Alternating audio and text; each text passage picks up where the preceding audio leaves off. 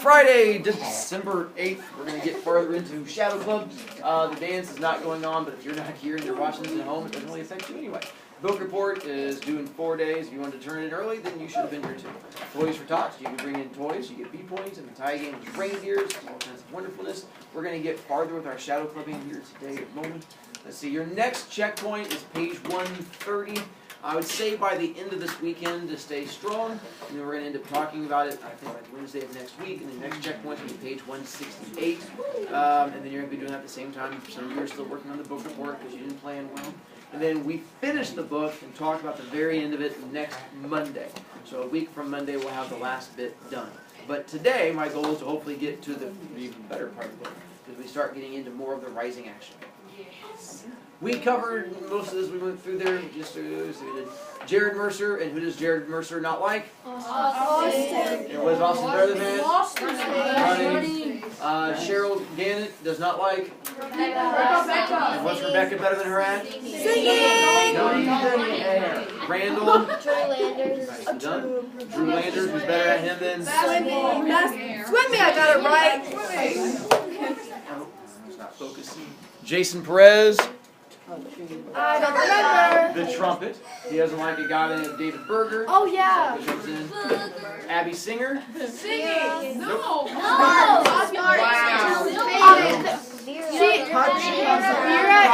popular. Prettiest. Vera is who she doesn't like. Popularity. Karen Han has a nickname, which stands for 1 point. Because why does she not like Tommy Nichols? Because he always beats her by one was at 1 point. Smartness. And then our last one, Darren Collins. Fast swimming. Eric Kilfoyle, and it was the basketball part. Then the pranks they went through and did for each one. Oh, we're really bad. Prank did they do to Austin? Spider on his head. Rebecca. Put snake in her lunchbox. The snake in the face. Nicely done. Snake in the thermos trick. 1 moment. Kids in the back were just talking amongst themselves while I was trying to go over things. And then Randall Gannett, what do they do to Drew? Put red nail polish on his Nail toenails. polish. And then Jason Perez. Slime Did his trumpet. Vera Donaldson. Oh, her diary. Tommy Nichols. Spider killed. That's they killed his, they assassinate his pet. And then Eric Kilfoyle. The bleeding blood. Which is not what they were going.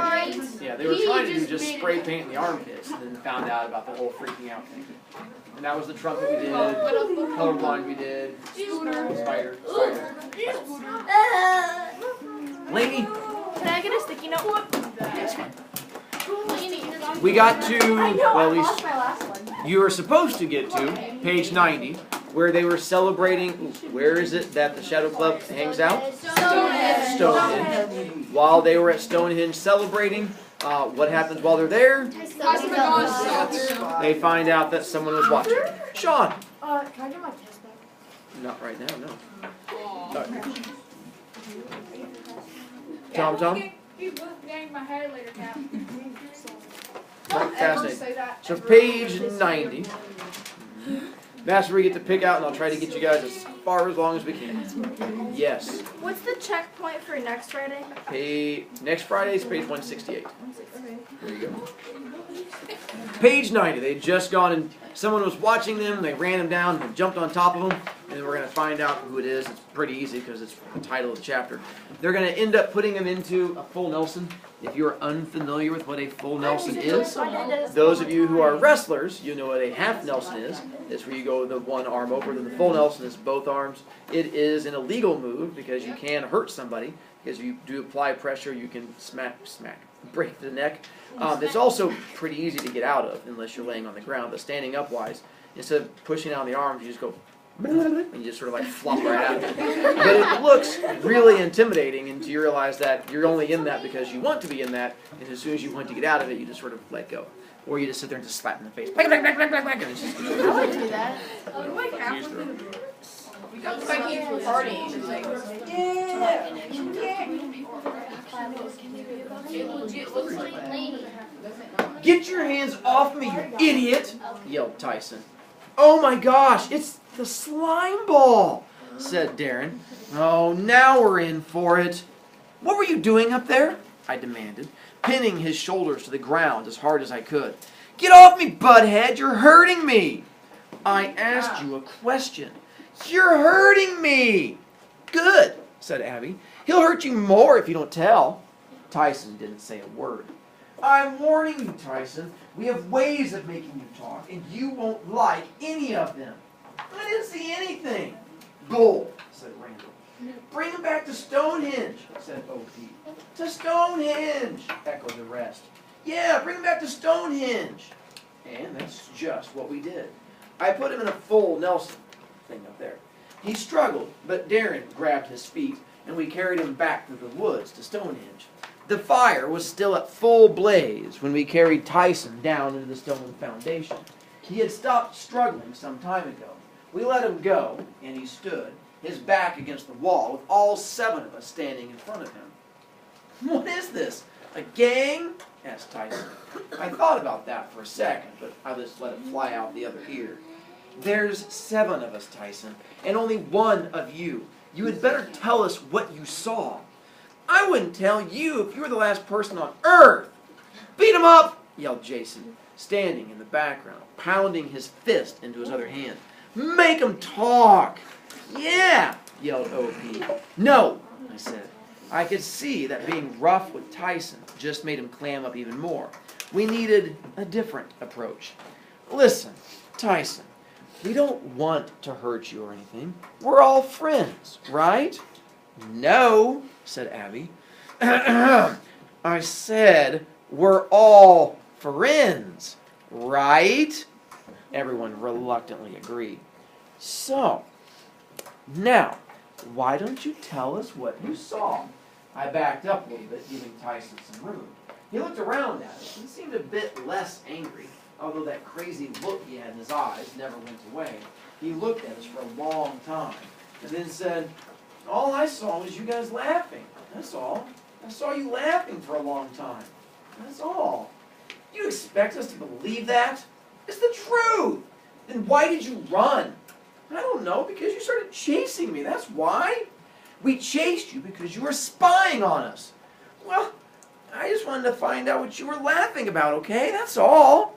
Tyson looked at us all with that mean, dark look in his eyes, then hung his head. I just wanted to find out. I thought that maybe you were talking about me, and that's why you were laughing. Why would we talk about you? Because people talk about me. I hear it. They think I don't, but I do. They laugh at me all the time and call me Slimeball. Anyway, that's all I saw. Laughing. We don't believe you, said Cheryl. I sort of half believed him, half didn't. What are you doing around here anyway? I live near here, down that way. You're lying, said Randall. There are no houses around here. Yeah, there's one on the cliff by the ocean. The lighthouse? It's not a lighthouse anymore. I live there. That's what they were talking about, the lighthouse, is sometimes they put like actual houses next to the lighthouse. So you have a light and you have a house. Everyone was quiet for a while. Nobody knew what to say next. If Tyson was lying, there was nothing we could do about it. He'd never tell the truth, no matter what we did to him. All right, I don't care what you saw or what you heard, but I'll tell you one thing. If you so much as tell another living soul that you saw us all here, you'll be sorry. You swear never to tell anyone? Tyson looked down. Maybe. No maybes. All right, but on one condition. What?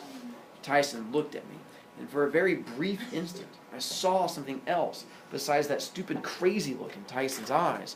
I don't know exactly what it was that I saw, but it was kind of like what you see when you look into a baby's eyes. And Tyson said, I swear I won't tell a soul if you let me in your gang. What? Please? I've never been in a gang before. I'll do a good job. No, a great job. Just let me in your gang.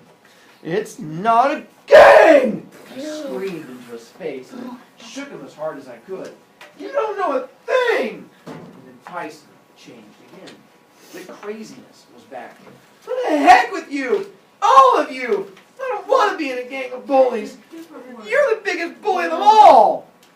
I'm not a bully! I screamed at him and then pushed him back against the wall as hard as I could. If there was one thing in this world that I was not, it was that. I was not a bully. I grabbed him and then pushed him against the wall again to make my point clear. That's cool. That's a bully. That's a big stop. Okay.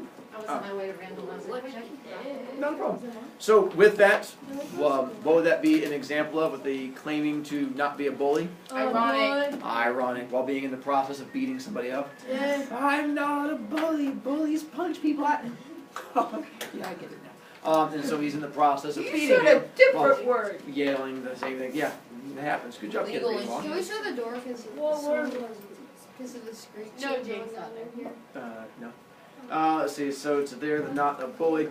With Tyson, what was it? Tyson, why are they attacking poor Tyson? What did Tyson do? He spied. They claim he spied, where technically all he was doing was just walking by. Because he lives nearby, was walking into his house, heard a bunch of kids laughing. He's like, hey, why are you guys laughing? And he sort of wandered over and they're like, ah, attack me. He's like, oh my God! He just took off running and then they chased him down. So really, all he did was walk over when he heard kids laughing. He lied. Oh, so far, is Jared a good kid or a bad kid? Bad kid. He's good. Middle. He's bad. He's doing something Well, that he doesn't He do. just needs to make some better life decisions. I can go with that. If it helps, he's going to make a choice coming up in a little bit that's going to help push you one way or the other. So you can either decide, all right, no, he's going all good, or he's going all bad. He's good. He's gonna go. Then Randall went up to him. Randall was a year younger and 4 inches shorter than Tyson. That didn't matter. Randall went right up to him, grabbed the front of his shirt, and wrinkled it in his fist. He got really close to Tyson, snarled at him in a way that I'd never heard Randall snarl. Your life isn't worth much if you breathe a word this to anyone, you stupid slime ball. We all waited a moment, and then, out of nowhere, Randall spat in Tyson's face. That's what you get for spying, sleaze bag. The fight had left Tyson. He looked down, wiping his face, and mumbled, "You didn't have to do that." Cheryl and I stared at Randall as he backed off. Randall just looked at us and shrugged. I tried not to think about what Randall had just done. "Can I do that too?" asked Jason. No one answered him. "Why don't you go home, Tyson? Forget you ever saw us, for your own good." Tyson turned, mumbled something nasty under his breath, and left. The fire needed more wood, but no one felt like feeding it. It was dark now. Our parents were probably beginning to wonder where we were. No one felt much like talking after Tyson left, and so a few minutes later, the meeting broke up. Cheryl and Randall waited as I poured water on the fire. "So, what's next for the Shadow Club?" asked Cheryl. I stepped up out of Stonehenge, then reached out my hand and helped Cheryl. I didn't let go of her hand after she was out. Strangely enough, I didn't seem to care. I didn't even care if Randall noticed that we were holding hands, which he didn't. Although it was starting to get chilly, Cheryl's hand was soft and warm. Felt good to hold it. Winky, winky. She's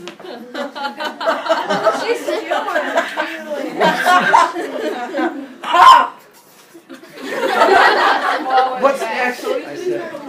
I don't know. More tricks, maybe? Maybe. But we used all the good ones, said Randall. How can we top those? I don't know. Why don't we think about it? And we'll just talk at our next meeting. Are you worried about Tyson telling everyone? Aren't you? Yeah.